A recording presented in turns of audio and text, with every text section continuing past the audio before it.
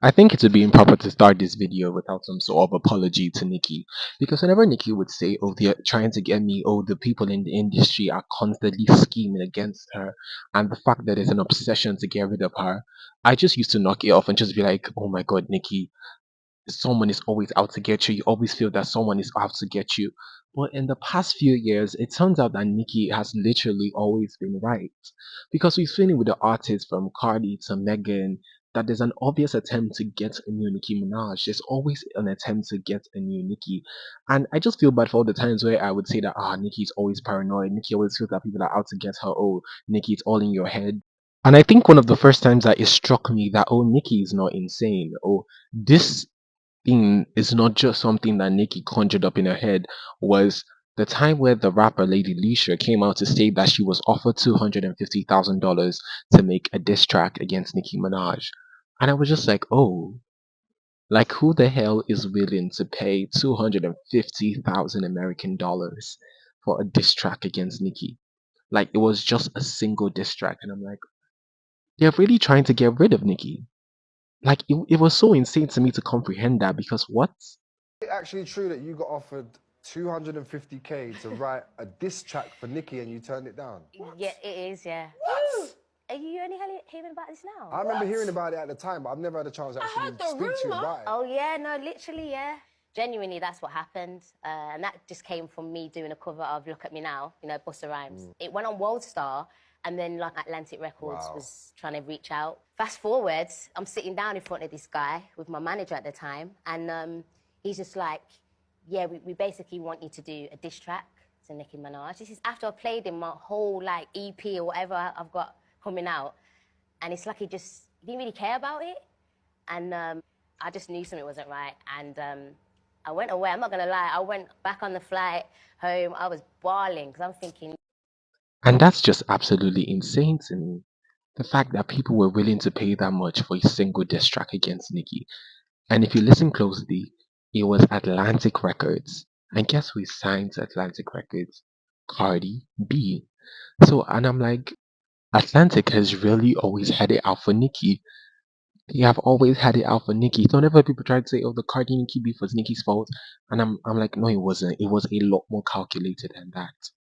But moving on to why we even brought up this topic in the first place is the fact I don't know if you guys know Deb. I'm going to attach a video to the screen, but Deb has been Nicki's manager since the year 2007. And Nicki would always thank Deb because Deb was an amazing manager to Nicki. Deb was so instrumental to Nicki's coming up. She did a lot for Nicki during the time. So now Deb shared on an interview, and I can't attach a clip to the interview because it's probably copyrighted interview on YouTube and stuff, so my channel doesn't get taken down. But Deb shared that she was offered a staggering $5 million to stay away from Nicki. And I'm like, what?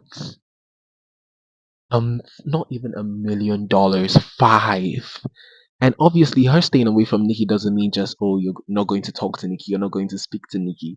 It's obviously to sell Nikki's secrets to them. And I'm like, what do you mean $5 million?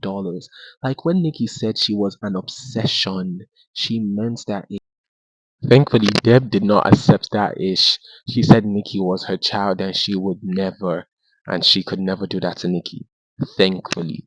But I'm just on the topic of how crazy that is, how readily and how willing people are to get rid of Nikki. Like I'm genuinely in shock. I'm genuinely in shock because I had no idea it was this serious. So like I said before, I apologize every time I said I thought that Nikki was paranoid for saying that people were trying to get to her because clearly they are. So on the topic of people that are trying to end Nikki is Jay-Z. So Jay-Z is always in women's business and it's never for the right reasons. And it's never for the right reasons. So I think you guys should know the rapper Mia. So Mia was a rapper that was signed to Rock Nation at some point in her career. And she shared that while she was signed to Rock Nation, Jay-Z told her to get plastic surgery because she was not pretty enough to be a female rapper. And I'm like, oh, let me just attach the video because that is absolutely insane. Even when I met Jay-Z and I signed to Rock Nation, the first thing he told me to do is get plastic surgery. I'm not insecure because I would have got plastic surgery. So their argument of Maya's fucking insecure, that's why she needs to fucking massage her ego, fails. Fails because you turn around and ask those motherfuckers, what women do you know who hasn't had plastic surgery around you? All of them have. I'm the only one who didn't, which already proves the fact it's not insecurity. Because if I was insecure, I would have done that 100 times over. Even when I met Jay-Z and I signed to Rock Nation, the first thing he told me to do is get plastic surgery. And I didn't. Because it's okay. Guess what? I'm 50. I think in the video you must have heard her say that she was 50. So this is Mia at 50 and this is Jay-Z at 50. So I think Jay-Z should be the last person talking about anybody's looks.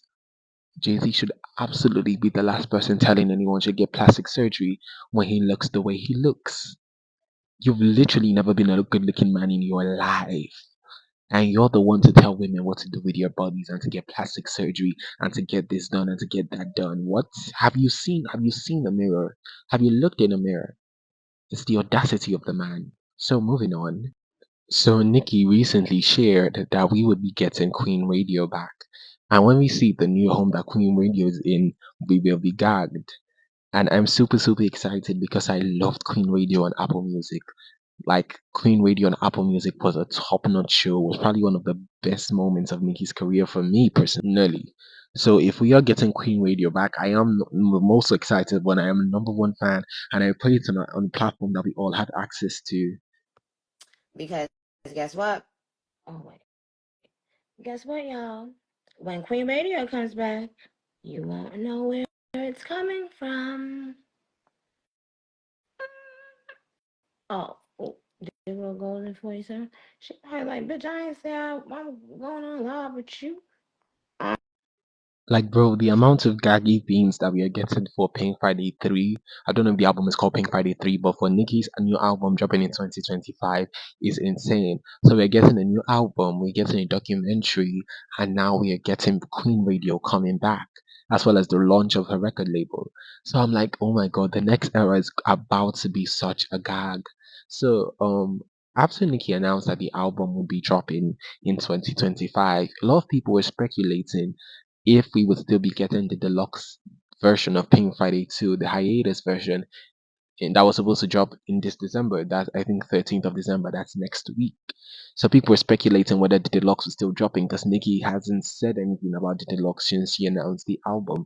But I think the Barbs got a hint of hope that the deluxe will still be dropping after a producer shared that he had just produced a track for Nicki's deluxe album Pink Friday 2, The Hiatus.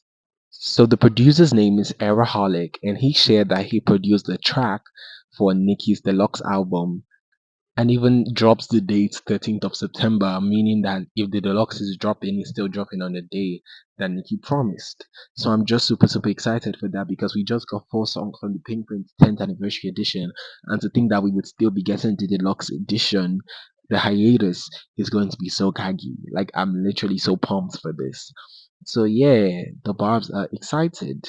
So before this video ends, I have one more, like probably the most controversial topic I should have discussed at the beginning of this video, but it just got me so pissed off that I said I was going to leave it for the end of the video. So if Nicki ever disses Flo Milli, and if you don't know the rapper Flo Milli exactly, you don't know her for a reason, because she's flopping. Mind you, Nicki has never interacted with Flo Milli, has never mentioned her name, has never acknowledged this girl's existence. But Flo continues to diss and disrespect Nicki unprovoked. And I'm like, Nicki probably doesn't even know you, but you continue to diss her and disrespect her for literally no valid reason. And it's not the first time. It's not the first time she's disrespected Nicki on countless occasions, and Nicki literally never acknowledges her. Literally never acknowledges the girl. And I'm like, oh, who the hell do you think you are, babe? So Flo Milli would share the picture on your screen to her Instagram talking about they love to talk about numbers because they can't talk about talent. Because obviously Nicki has been outselling the girls. And it's like, you can't come for Nicki's talent as a rapper. Nicki is the most talented female rapper there ever is and was and will ever be. So it's like, find something else to shade. And why people think this is shade to Nicki is because when Megan posted the lyric that they love to talk about numbers because they can't talk about talent, people immediately attributed it to Nicki, especially her fans. So now Flo Milli shares the same post, and it's like, we know exactly what you're doing. We literally can see through you. And literally, all I have to say is that coming for Nicki's talent is certainly a choice. There's so many things you could drag Nicki for, but I promise you that her talent is never one of them, has never been one of them, will never be one of them. You could literally never call Nicki untalented because every single one of you have respected and bowed down to her at some point in your career. You have literally called her iconic. So that's your business, babes. Good night. But that's about it for this video. Please do not forget to like, to subscribe, to turn on your post notifications so you get notified each time that I post. Please do subscribe. Subscribe. Don't leave the video without subscribing because the tea that's coming in for you